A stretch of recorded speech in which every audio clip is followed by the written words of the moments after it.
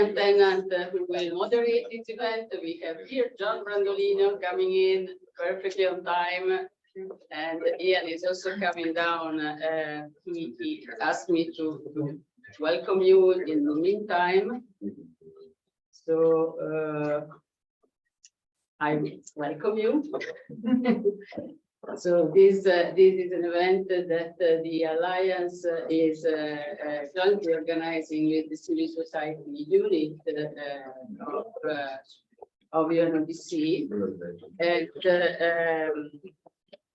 and we would like to take this opportunity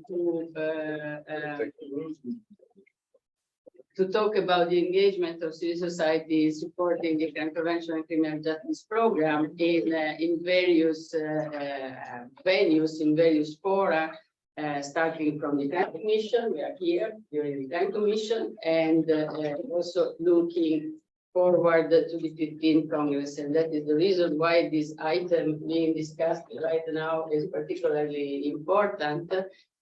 Because it is the first time that we know a little bit about what is going to happen in the 15th Congress.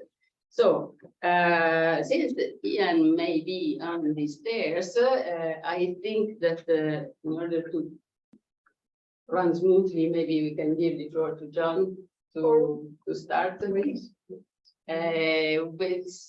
We have to leave the room really at 50. He is coming downstairs really, and he asked me to start. So thank you. So it's a pleasure to be here, and of course, I'm a big fan of the contributions of academia, PNIs, NGOs. I will refer to them just out of brevity. I'll say stakeholders just for our purposes, but we know there's so many of them and they have so many different ways they contribute. But in general, there's been certain things, I think logistically and substantively, that we rely on UNODC from stakeholders relating to the CCPCJ and also the crime congresses. And those are, among other things, organization, the congresses, organization of ancillary meetings, logistically, providing assistance. This is through Gary Hill's team, of interns and helpers at the congresses, organizing, particularly from a logistic point of view, also workshops at the congresses and also here at the CCPCA. Of course, the substantive role, there is the PNI workshop and contributing, the PNIs contribute to the main theme of each commission, the crime commission, and they do a 1.5 day workshop on the main theme. So that's very substantive contribution, which is reported to the plenary. Their development, of course, the development of the ancillary meetings of the congresses, the substantive aspects of those meetings, the development of side events at the commission. There were 39 events this commission that stakeholders are organizing and basically leading, which is over 1/3 of the amount of them. And the contribution to the discussion papers of the congresses, contribution to the regional preparatory meetings of the Congress, and of course, contributions to discussions in the plenaries of the congresses and the commissions as time allows. So I'm just listing some of the things that kind of we've come to expect. Now, those things have remained fairly constant over the years. I mean, it's interesting because if you compare 20 years ago, so we had a crime commission, a drug commission, and a crime congress, and so it was relatively simple, and all these things were contributed.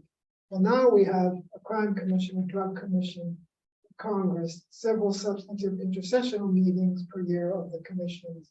We have the UNCAC Conference of the States Parties, the UNCAC Conference of the Parties, 9 working groups from the Conference of the Parties and the Conference of the States Parties. We have 2 review mechanisms, each from the Conference of the Parties and the Conference of the States Parties. We have the cybercrime negotiation process in our committee that involves stakeholders. All these processes involve stakeholders. In fact, if you look at some type informal consultations we have, informal meetings, bureau meetings, things, I've estimated there's something going on almost every day here in Vienna related to our intergovernmental process, which was not the case, 20 years ago. Also, what's interesting is that you may be interested to know that the presence of stakeholder organizations, including PNIs, right now, this current Congress, we have twice as many as we did, commission twice as many as we did 20 years ago, twice as many organizations. So the presence has been growing. And in fact,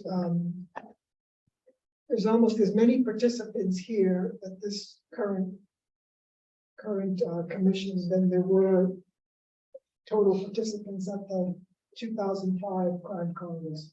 So we've grown even here to the point where the Congresses were by far, they still are by far the biggest events, tracking the most people ever of an international event related to crime prevention and criminal justice. But we've grown here in Vienna too. The CMD, which was in March, had around 2,500 people attended, which was well over the Crime Congress, which was 2000 in 2005.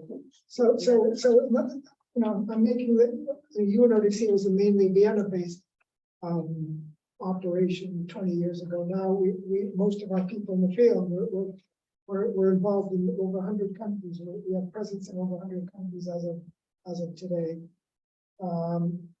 And stakeholders always had to join these events in person, and now they have other options too. As of COVID, they can now. Most people, by the way, do both.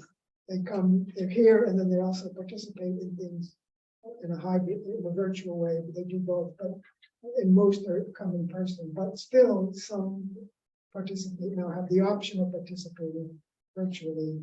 And of course, over the span of these 20 years, we had the wonderful Gary Hill, who did so much for us. He ran the ancillary meeting, he organized all their ancillary meetings. We just left them all to him in the Crime Congress. He put it together, he brought everybody together, he organized everything, he brought interns.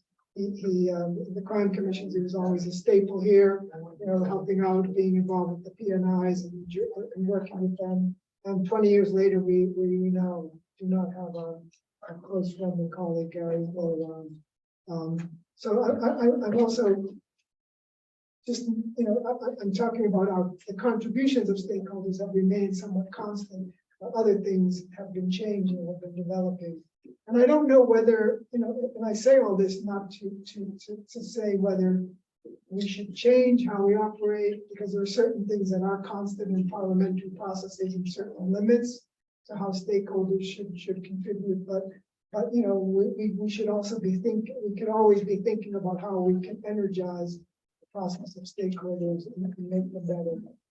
And so that's all for background to say, how much we appreciate and rely on your contribution, and B, how things have developed, but at the same time have somewhat remained constant into what we need from you. Now, I don't know how, if you want to get into detail about the specific movement of the specific Congress, and if you want to talk about the meetings and so you tell me what you want us to get into. As much as you can, you can give us, of course. So, no, I think that it's a pity that Ian is not here. But really, if you have already some ideas that you can share with us, I think it would be nice to hear, so that we can get the conversation at the end. Yes, and I would like to hear everybody else's input, so I think that's an important part of this, if you have ideas. And of course, this is an ongoing process. It's not just today. We can continue the process through the Alliance and as a coordinator through the PNI meetings. We had a very good PNI meeting yesterday, and we're going to meet for the first time since 2019. We'll meet actually in person outside of Vienna in November. We'll be meeting in Vancouver. Claire has offered to host the next PNI meeting. So we're getting back into the normal rhythm, which is nice. And people are getting together in person, which is great. as far as moving up to the specific Congress, I mean, so we, we will need to determine how to compensate for the loss of Gary. I don't know how I could go into if you want. I mean, I can say so much about Gary. I mean, I would like to make a question now. Okay. Yeah, okay, so let's do this. Why don't we go through the presentation to the program, and so then at the end, also when Ian comes back, we can get into the details. Otherwise, he misses everything from you, and we keep the questions for later. So we should have online. I hope she is connected. We should have Catherine from the Institute of Security Studies. That is one of the PNIs of the Program Network Institute. She's connected from Pretoria. Hello. Can Hello. you hear us well? Yes. Can you hear me? Yes. Welcome. Great. Thank you very much. And I see that John's left us with a cliffhanger. So everyone's going to want to get to the end of the presentations and then continue that discussion. So thank you very much from me. I'm Catherine Moat. I am a project manager on an illicit trade organized crime program called ENACT at the Institute of Security Studies in Pretoria. And we are also a PNI, interestingly. We've been so since 2004 when we signed an MOU with the UNODC. And just to, I'm at a disadvantage. I don't know who's in the room, but greetings to you all. And just very shortly, the ISS is an independent nonprofit African organization that really focuses broadly on human security. And we have offices in several key locations on the continent: Pretoria, Addis Ababa, Dakar, and Nairobi. And we are regularly engaging with the UN, UNODC, through events and seminars. We see the side events as a regular feature of our calendar. And more recently, we've been participating in the consultative dialogues that have been ongoing from the beginning of this year. We work with a range of organizations that align with the focus on human security. So global, intergovernmental organizations, regional organizations, and very specifically with an African focus on justice and violence prevention, policing, transnational organized crime, as I've mentioned, violent extremism, terrorism, and also more recently, a focus on climate crisis and how that intersects with human security. And I'm not going to go into too much detail because I think that there's probably a lot of scope for questions at the end. I would like to focus on the work that we've done around organized crime, because that's where our intersection with Ian comes in. So we have a project called ENACT for short, which is Enhancing Africa's Response to Organized Crime.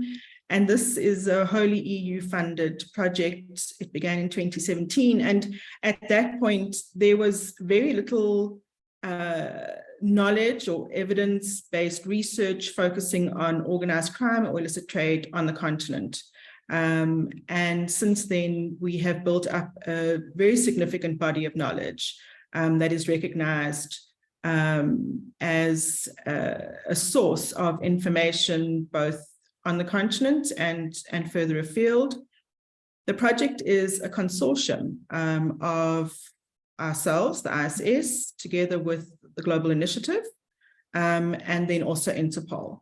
And in that way, we look at different pillars of work. So it would be our research work, the work that GI has done on the African Organized Crime Index. You're probably all familiar with the global index, but the seeds of that were the 2019 Organized Crime Index for Africa. And that really has also become a staple for conversations across the continent on where we're at and scope to improve around criminality and resilience. Then we also, as I've mentioned, participate regularly in the congresses and the commissions in the side events. And Ian asked me an interesting question about the value of engagement, either through being a P&I member or through other engagements as an NGO from the Global South. And I think that's quite a weighty question. And I'm not sure that I would be able to adequately even begin to answer that as the ISS, because I think it is pretty complex. And the range of structures that John was referring to, I think indicates that it's difficult to contain that kind of answer. But I think from our side, principally, networks partnering are critical, both to our theory of change, where research underpins policy influence and shifts on the continent and on global platforms, and collaborating as part of networks to build knowledge and skills need to be part of the response to deepening insecurity that we are seeing, certainly on our continent. And yeah, I think that is probably all I can rush to say. And I'll gladly take questions following from this. And I can go into further detail on many other things, but 5 minutes is quite a short time. Yeah, thank you. Thank you very much. No, I think that you really touched on some of the issues that we wanted to touch. So what is the current reality of being a PNI and working also with other organizations, other parts of civil society that are very active in collecting data, doing research, and things like that, and creating this wealth of knowledge that is necessary to support the work of the UN program. And in my intervention, that should be now, this is more or less what we wanted to expand, starting from 3 points.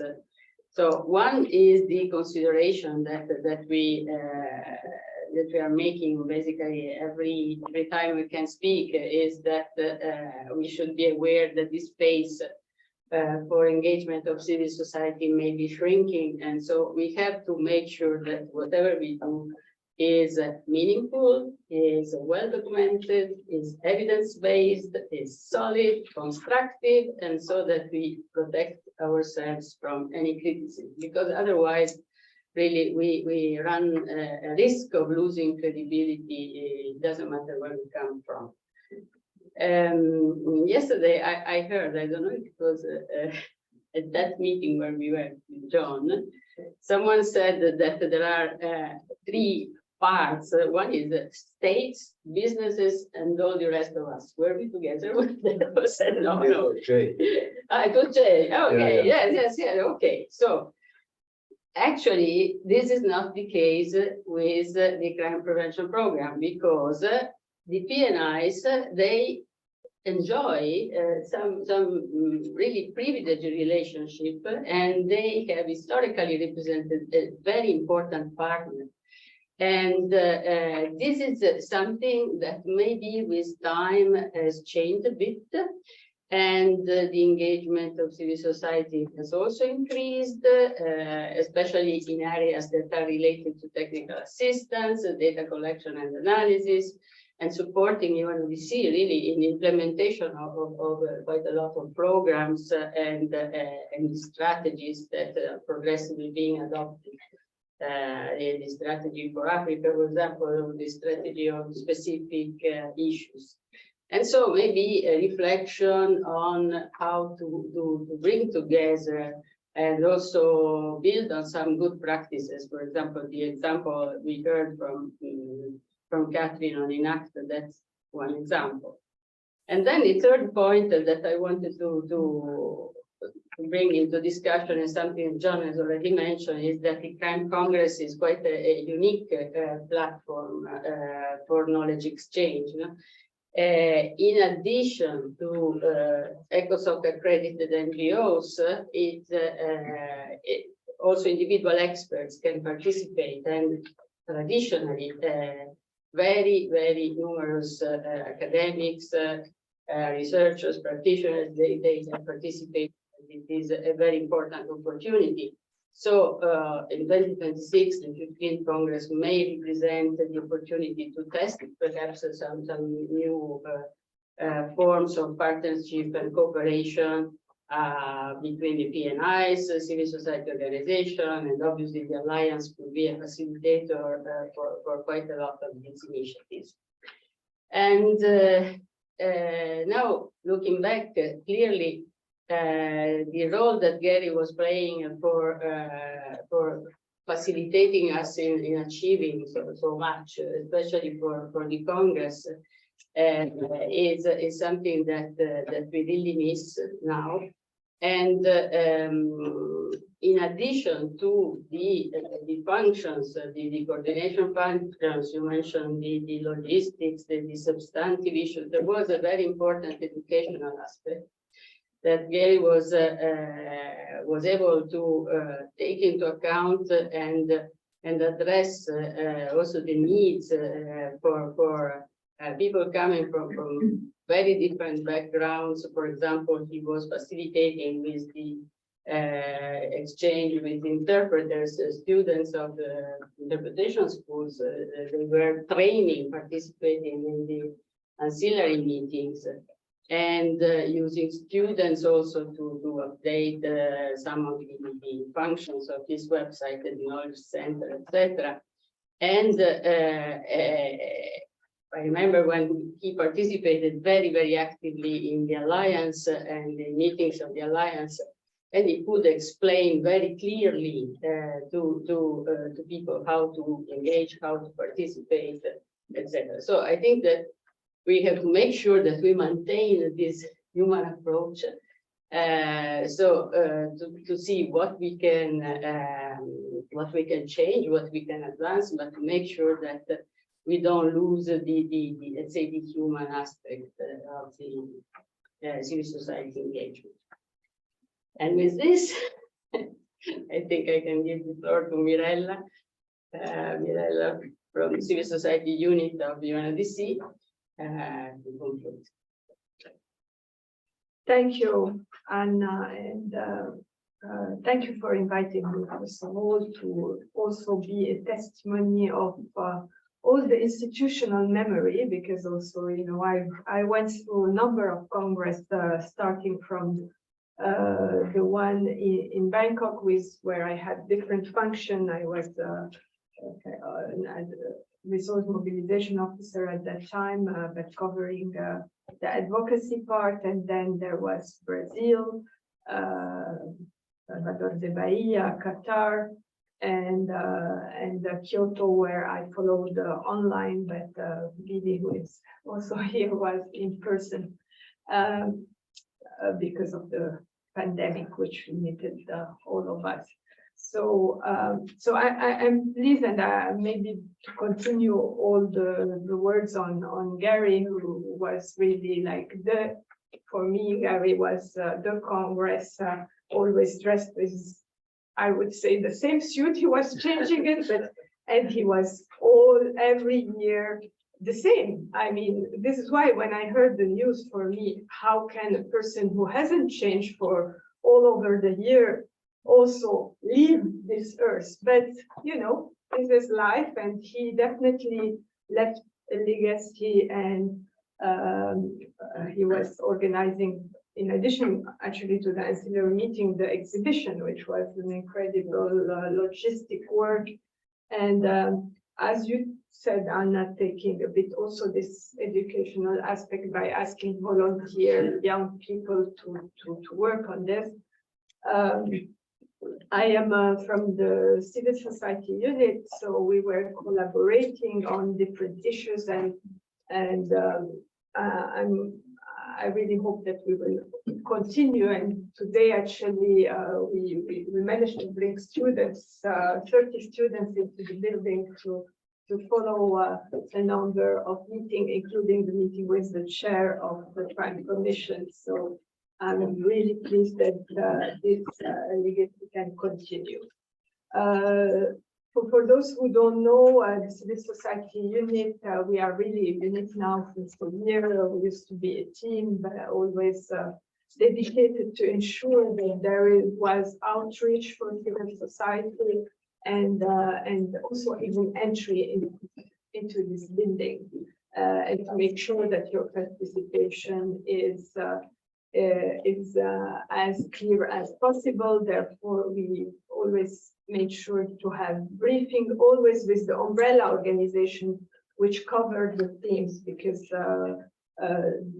my unit works with 3 main umbrella organizations, and of course the alliance, with the chair entering in this moment, is also one of our main umbrella organization when it comes to crime prevention, criminal justice, but transnational organized crime. UNTOC, as John was saying, I mean, you know, the congresses were at one point one of the big gathering, but now with 2 main conventions, the Convention on Transnational Organized Crime and the Convention Against Corruption, there are also these opportunities, and the UNTOC review mechanism has also expanded to stakeholders, so non-governmental stakeholders, with 5 constructive dialogues every year, and on very specific themes. So there are, I would say, as John was speaking about, the increased workload on the division of treaty affairs, and also in a way for us to ensure that civil society has a seat and a voice.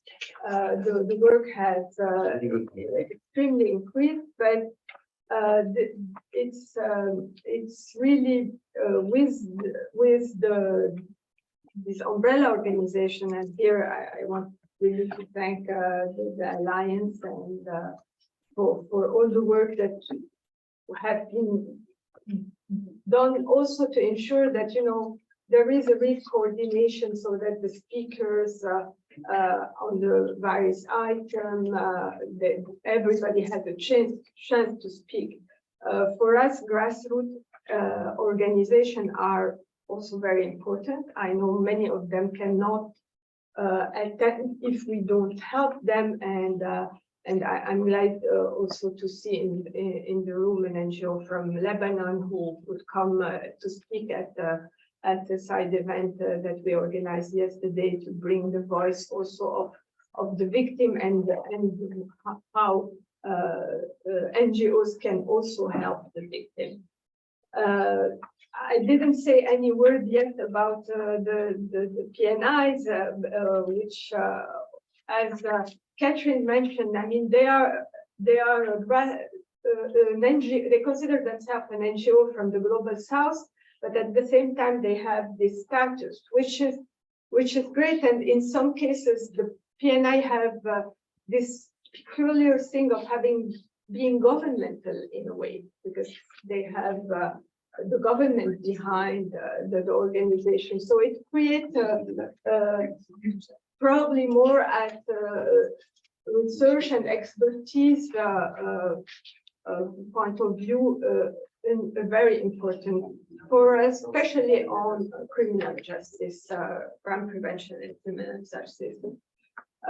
The way forward, we've all heard the importance of accelerating the implementation of the 2030 agenda for sustainable development. We heard it from the President of the General Assembly at the beginning of this week, and to ensure to have a people-centered crime prevention and criminal justice. The implementation of Goal 16 is crucial, and we need the work of all of us, and even all of us is not enough when we think about the power that have the organized criminal organized group. So yeah, goal 16 cover really so many areas of UNODC mandate, from reducing violence, trafficking in person, in firearm, illicit financial flow, creating solid institutions, reducing corruption, and above all, ensuring the participation of being inclusive, so ensuring the participation of all. So there's a lot of work ahead. I'm really glad that we have that UNODC has, in addition to all the civil society, networks like our umbrella organization, the Alliance here, and the PNIs. And thank you all for being here and being with us. Okay, so thank you, Marilla, and sorry for being late. For those of you who don't know me, my name is Ian Tennant, and I am it was the first day of my tenure as chair of the Alliance of NGOs, and I'm very happy that even on day one, Anna is still happy to save me after 4 years of chairing herself.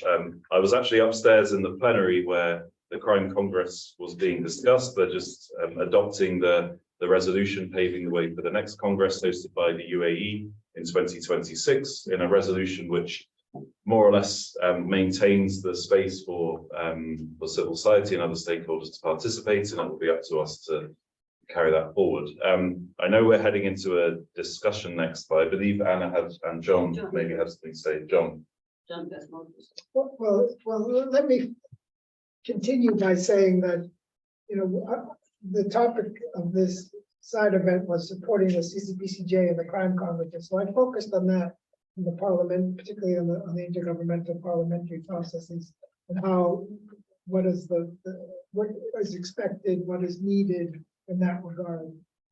What I have not covered, and what we could have a separate discussion on, is other aspects that have been discussed by Marilla and others, of how civil society generally can contribute to the work of the UN in the crime prevention and criminal justice area. So that includes other, parliamentary fora. Of course, we mentioned the review mechanisms, particularly UNTAC and the dialogues that they have, the constructive dialogues. We have the intercessional meetings. We have for the UNTAC, we have the cybercrime process, which has its own intercessional dialogues and other types of aspects for contributions. And in fact, has become a model for New York, believe it or not. I mean, to me, it was a minimal amount of civil society input, but it's become, that's how difficult it is to penetrate these intergovernmental processes. But it's been considered now a model in New York, and we're using it for other types of bodies. And then the programmatic aspect, that's 95% of our funding these days is actually budgetary, and almost all of that goes towards technical systems, with much of it done in the field. I told you we're now mainly a field-based organization. We have thousands of people there, staff there, including national staff, and our budget, the extra budgetary funding last year was over 400 million. It's a record. It didn't slow down during COVID, and so how also, and this was discussed also with the research and the analysis and the programmatic aspect. We do have a lot of partnerships in that regard. So I'm just putting all that aside because I think we have so little time. And the topic of this meeting, I was told, was CCPCJ and Crime Congress. So that's what I'm focusing on. I hope that's okay.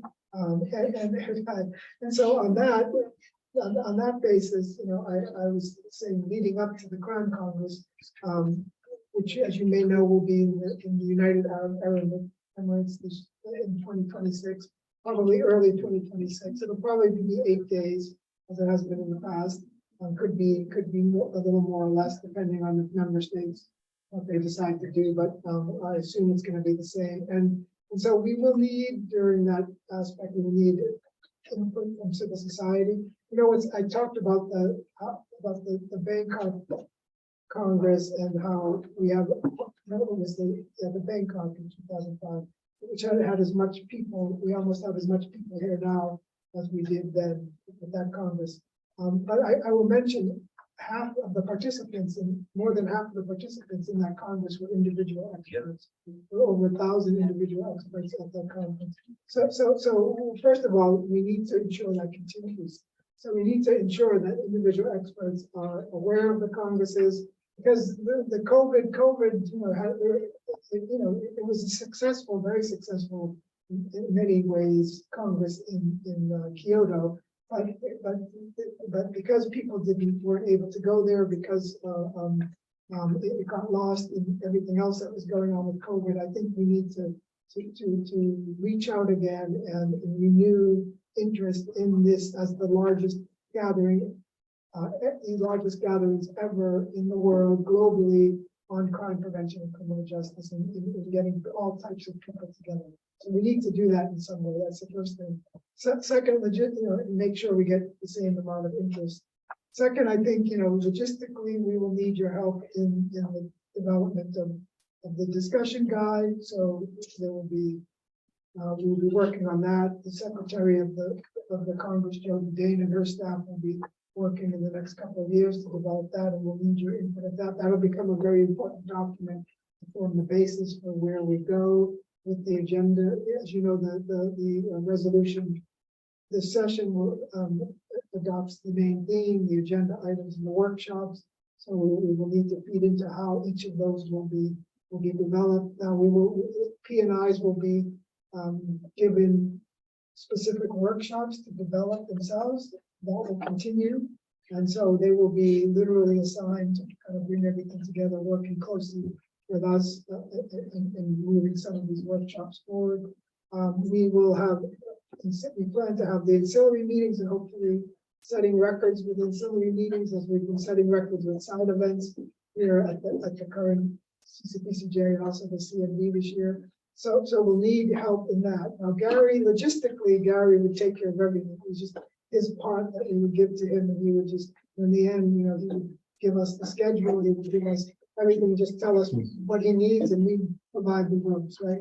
So we don't have a wonderful Gary here, but what the Secretariat has decided to do is that logistically, we will handle the logistics of that, which is a huge piece, and I think it actually will maybe of some relief to some of that, particularly the Alliance, because it was quite a job. So we will be able to, for example, as the ancillary ideas or the proposals come in, we'll be able to get the rooms, make sure they're assigned to rooms, put together a schedule, make that schedule part of the program, and we will be able to handle that aspect. Now, but we need civil society to help us with the substantive aspect of that. So that means putting together ancillary meetings, making sure proposals come to us in whatever way or channel that is developed by the Secretariat, and that will need to be worked out between the Secretariat and the Alliance and civil society, and hopefully coming up with some ideas that not only feed into the Congress, to the themes of the Congress, the agenda items, but other ideas that we think, topics that are key at that for the moment in crime prevention and criminal justice. I know I've heard ideas like, for example, getting criminology institutes from around the world together to see what we can do to come together to bring them in some way. I don't know how it's done, what format, it would be. I could see that being some type of ancillary process meeting. So we're open to those ideas, but we will need your input in that regard. And I think we will also need, in the regional preparatory meetings will likely continue, and those will happen in 2025, and we'll need your input into those meetings also, as well as the discussion guide, because those also set up what's put in the declaration, what's the draft declaration, and what would be the outcome. As you know, the declaration is the main outcome. So I don't want to take up too much time, but that's a path of going forward. And again, this is just a formal input into the parliamentary process, into the electoral process. There's a lot of other ways we could be probably working with each other, but we don't have time to get into or we can talk about later. Okay, Anna? No, thank you, because just to specify on one point that I'm so happy that John mentioned, the American Society of Criminology and the European Society of Criminology are ready, just waiting for the green light to start talking about this summit of International Societies of Criminology to happen at the Congress somehow. So we will discuss how to discuss with the host country and visionary see the modalities. But thank you very much for saying that it's a good idea. Okay, so thank you very much, John. Thank you, Anna. You mentioned Gary, and of course this event is dedicated to his memory. And now we're going to go into discussion. So I'd like to open the floor for anybody who wants to contribute, to ask questions, make any comments. I see Eduardo. No, just some suggestions rather than a real. I remember several years ago, Unicre published a very thick book with all information about the institutes of criminology. Unstri. It was still Unstri, not Unicre. Okay, not okay. Okay. Anyway, it's the same thing in terms of years. It was probably a few years earlier than what I thought, but I don't know if any further attempts have been made by Unicre to update it or whatever, but there was that kind of thing. And but the role of the university in general, in addition to the International Society of Criminology, whether European or American, etc., are tremendously important because it's not only criminology, it's also criminal law. It's also, I think that whatever efforts can be done in order to involve the schools of law, in order to involve the university generals, particularly for the participation of individual participants, I think is extremely important. I also would like to underline the importance also of the regional meetings, because basically the recommendations of the regional meetings, at least in principle, are supposed to constitute the basis of what at the end you will find in the, will emerge in the final document, which is the declaration of the Congress itself. In the past, there was quite a large participation of NGOs, also at the regional preparatory meetings. From what I've seen during these latest congresses, their participation has been very much decreasing, if at all present. So my advice would be to make sure that there is a good participation of NGOs also at the regional preparatory meetings, so that they can substantively contribute to the discussion. And finally, for the role of Gary, of course, it's impossible to have another Gary. It's clear to everyone. But I think that it would be very, very important to start with, particularly if we want to continue to have some of the services that Gary itself was providing, in addition to the room assignments and the scheduling of the meeting, etc., is the question of trying to find somebody who can help with the young interpreters and supervision of young interpreters to service the various side events. Volunteers who can be there to make to assist the chairman and do the final report of the meeting, etc. All those things that, in a sense, locate for cheaper hotel in the host country and where the Congress is being held, so that the volunteers can take advantage of this. And I could continue having been close to Gary in all these days. So this would be my suggestion, just to be taken into account, and wish you all the best Thank you. as Alliance, but mainly as UNODC in the organization of the Congress. Thank you very much, Eduardo. You make some important points, not only about how civil society can be involved in the declaration, and I think when it is negotiated and adopted is an important point in that, and the regional preparatory meetings. And thank you very much. So from one institution of Eduardo to another, Phil Reichel, you asked for the floor. Yes, thank you very much. I wanted to follow up on what Eduardo had mentioned as well. The Academy of Criminal Sciences, which is also like the American Society of Criminology, started working last fall, actually, on combining and preparing a current list of criminology organizations from around the world. And we aren't quite ready to put it up on, we'll do both websites at the same time, ASC and ACJS. And we have, well, to be more clear, the students that we assigned the task have come up with quite a very, very lengthy list. And I think the problem is going to be more to narrow down which ones might have the capacity to be of assistance than to identify the various organizations. But we are well on our way to identifying all the different criminology organizations around the world with different affiliations. And I think we'll be able to be of great assistance in accomplishing that task.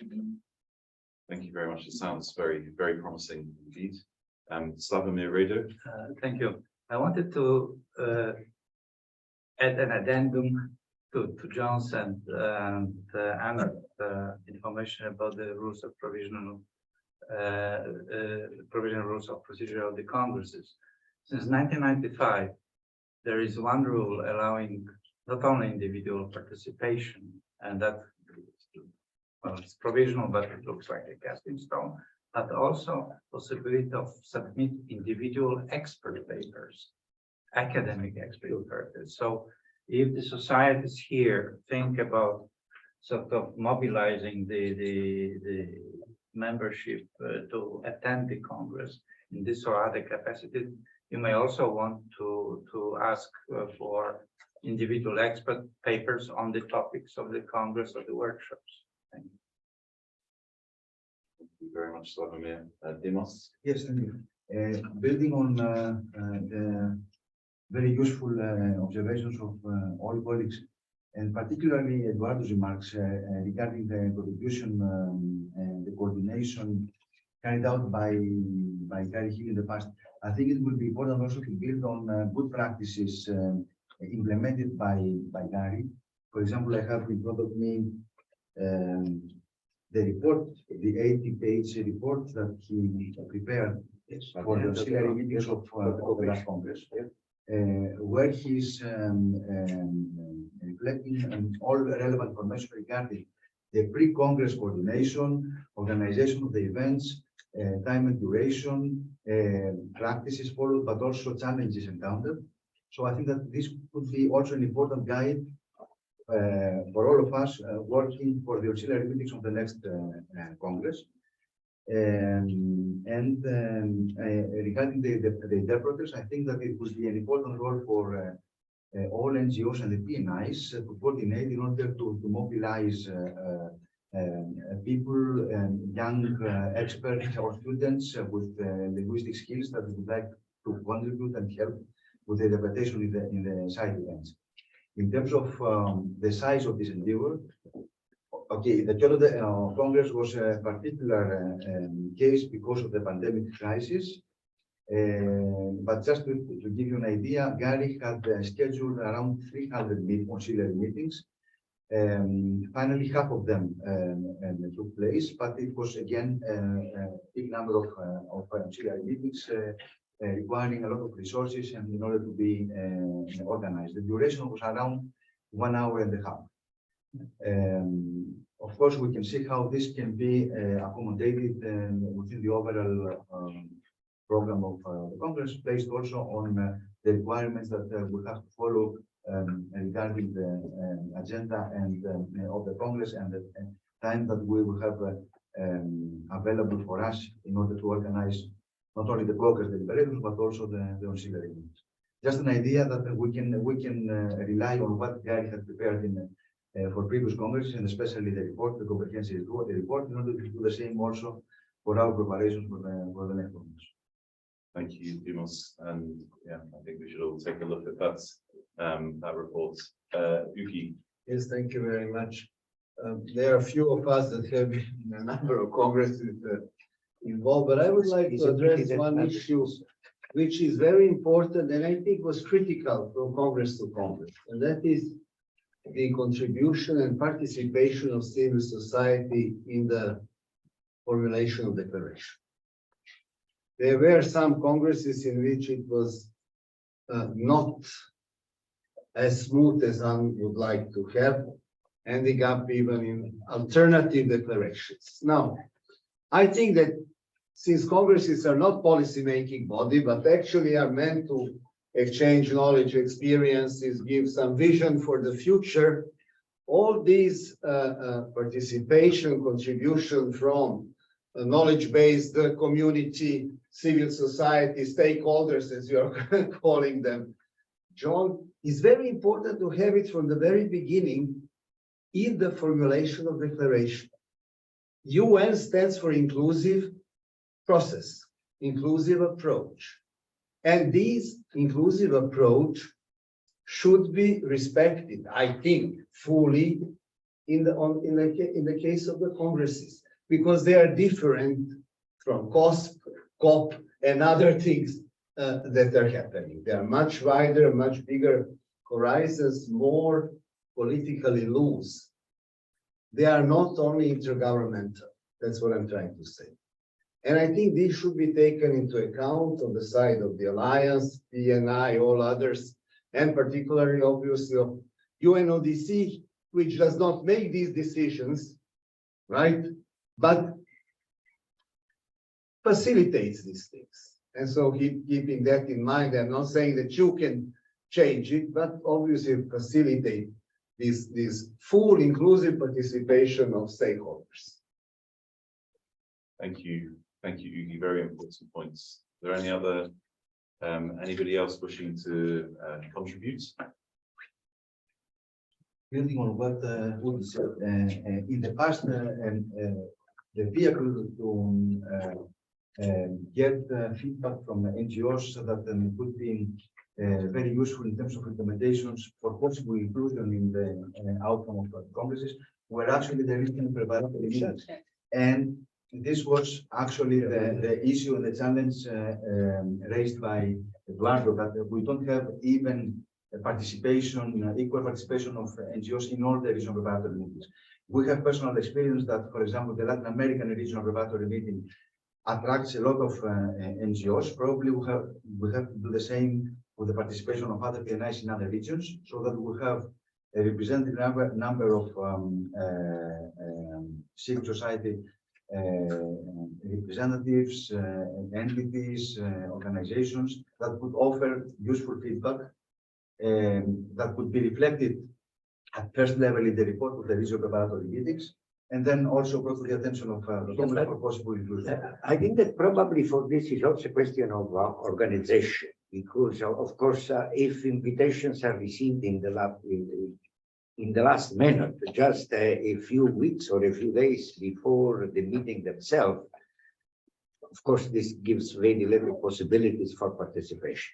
However, if, for example, the NGO community could be advised a little bit in advance, at least about the plans and about where the meetings could take place, the agenda, the procedures for participation, etc. I think that there is more time to prepare and therefore more options for them to attend. I just wanted to say, no, situation has changed now from even 4 years ago. Because what we have now are well-established, formally well-established PNI, which works closely with UNODC, and Alliance with formal identity that works very closely with UNODC. So there are two pillars, PNI and Alliance, which needs to be, I think, the main counterpart for attracting stakeholders, either participation for declaration and also working with you in the organization of the side events, auxiliary events, etc., following what you said very nicely, to read carefully Gary's Hill report and learn. But I think Alliance PNI already exists as established entities with which UNODC is cooperating. They are known to the governments. They are not unknown babies. And I think they should be used as the main vehicle for facilitation of these preparation of the Congress and of course declaration. Thank you very much. I think we will have to end the discussion there. I want to say thank you very much to all the panelists and for everybody who's contributed. I think this has been a very good first team meeting as we prepare for the next Congress in 2026. I think as the Alliance, you know, we have the role that's been described by Ugi, but we also have a role here in Vienna to monitor what's going on in the resolutions and to engage with member states, because we've seen how the space can be restricted. We've spoken about the declaration, we've spoken about the regional preparatory meetings, so we will have to engage very closely with the supportive member states to make sure that that space is defended and that we can do what we can with the resources available with us to have a very successful Congress in 2026. Thank you very much, and hopefully see you next time for a similar meeting. Thank you.